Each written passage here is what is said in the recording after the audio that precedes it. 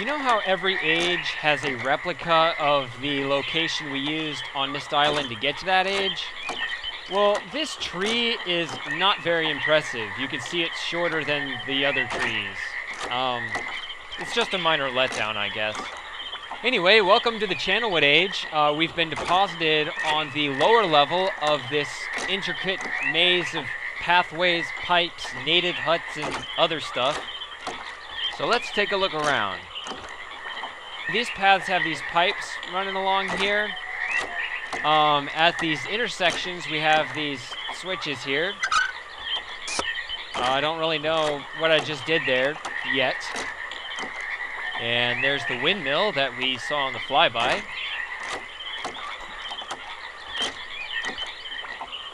Over here, you can see the path is broken. The pipe is broken as well.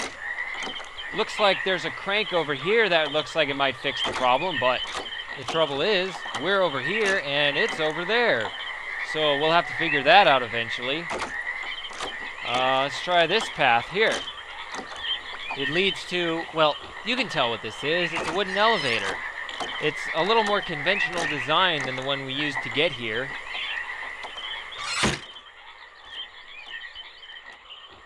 Ah, fender flew. It doesn't work. Well, I guess that's to be expected. Seems like everywhere we go, everything we see starts out inoperable. If you look at this pipe, though, it runs into this engine-looking thing that more than likely powers the elevator. But there's no water flowing at the moment, so that would explain why it doesn't work. Oh, the places we could be going. So we'll have to figure out how to turn the water on and so we can get that elevator to work. I just double backed, so that's where we started out. You can see this pipe doesn't have a switch at its intersection. This path leads to another one of these engine-looking things and a switch on top, so probably doesn't work. Oops, I jammed it. Uh-oh. Oh, there it goes. While the pipe stops there, the path continues on back there, but we're too scared to swim across. So we'll have to figure out where that goes later. So while everything so far has been broken, at least it looks like a little water pumping crew should get them going. Well, not here. This is a mess. Yeah, this is... I don't think running water here would fix this. I don't even know what this path was supposed to be for. The path just leads out into the ocean anyway. Well, that example notwithstanding, the other places, that elevator over there and that other thing over there, those two things are intact, but they're going to need a source of power before we can do anything with them. Well, what about the windmill? A windmill is generally a good source of power, right? So let's check that out next.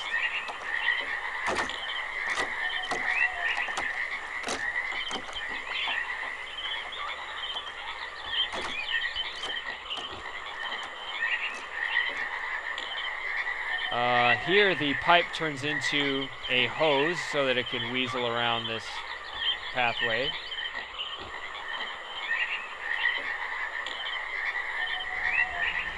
And the hose leads... Ah, here we go. Here's the faucet. Yeah, that should do it. Alright, that probably fixed it. But let's hang around here and see what else is here. The pipe leads into this tank. There's some water pouring into it from this pipe, which if we trace that back, it leads... Yep, it leads out here. I mean, what else did you expect? This windmill is drawing the water out of the water and pulling it into that tank.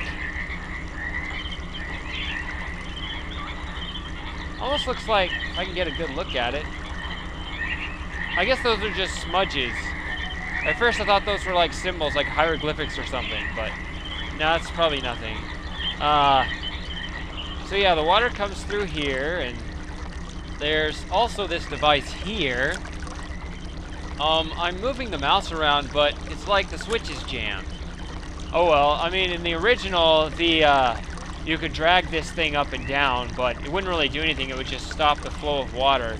So it's not really important. I guess that's why the programmers didn't bother fixing this switch in this game. Oh well, we'll forget it. It's not important.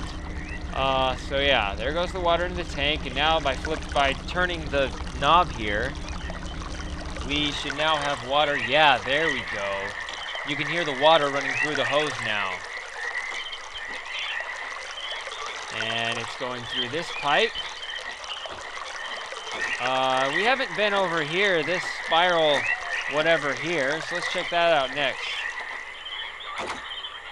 And the water stopped. Wait a minute. Okay. This should be pretty self-explanatory. These switches, they're basically blockers. They block the water from going one direction or the other. So that's pretty intuitive. So now we're guiding the water along this path that we are currently walking along.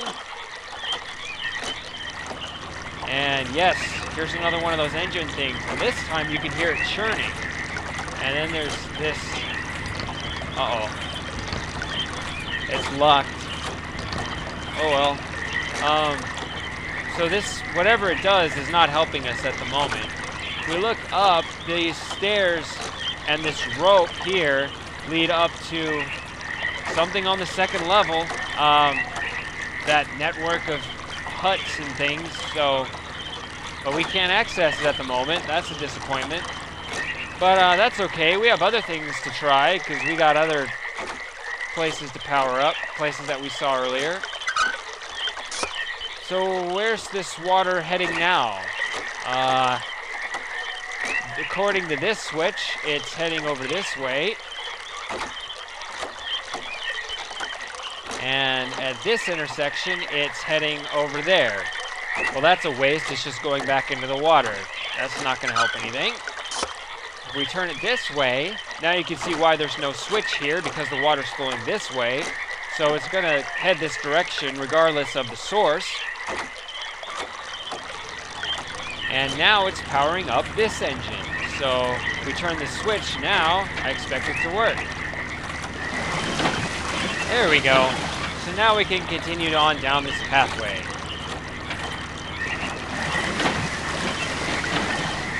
Why, yes, I am having too much fun. Why do you ask?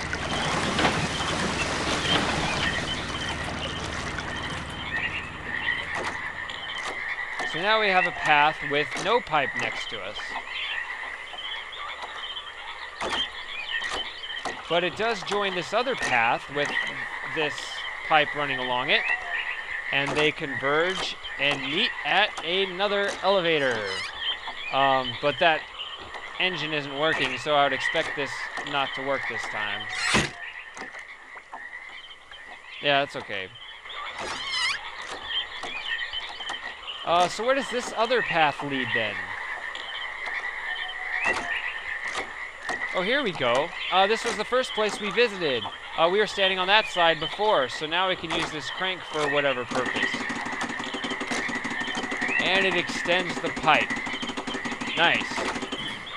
So now we know we don't need a path across here because we can just walk the long way around. The game isn't going to let us tightrope walk across there. I guess we're just too scared of falling in the water. It's all part of that no water rule in adventure games again. I mean, it's just a swamp, so if you fall in, we'd all get a good laugh out of it, but that's pretty much it. You can just climb right back out again. I don't see any gators here or anything.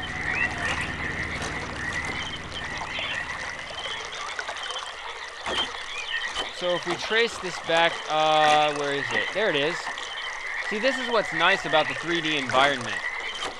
You can just look to where you need to be. Before in the game, you had to travel everywhere to find everything.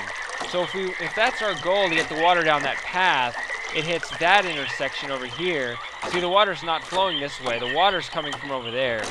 If we want it over here, well, the farthest along the water is going right now is here.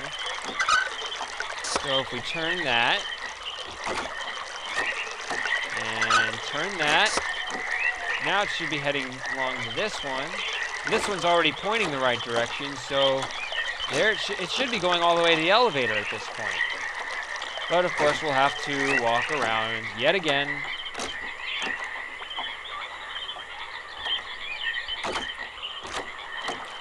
I promised myself that I would not run in this game. Well, I guess I did briefly in the Bat Cave on the Selenidig Age, but I really don't like doing that in general. So just enjoy the sights and sounds of the Channelwood Age. Here we go. So now you hear the water powering up this engine, and this elevator should now operate for us. Looks like it leads to this little shack here, so let's try the elevator.